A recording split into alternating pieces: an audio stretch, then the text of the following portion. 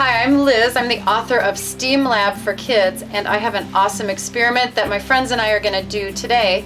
It's paper marbling, and it's a science and art experiment. What we have here is just some liquid acrylic paint, and we've thinned it out a little with water. So what you're going to do first is they're going to drip the watered down paint onto the carrageenan thickened water.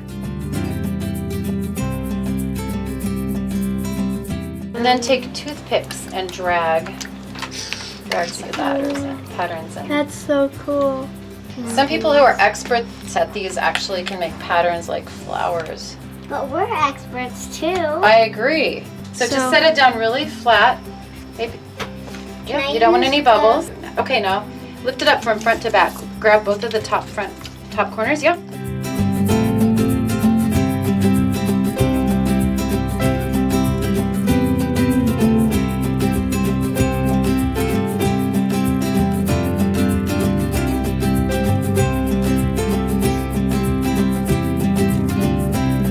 Thanks for paper marbling with us today. I hope you had as much fun watching it as we had doing it. And be sure to grab a copy of STEAM Lab for Kids. Thanks.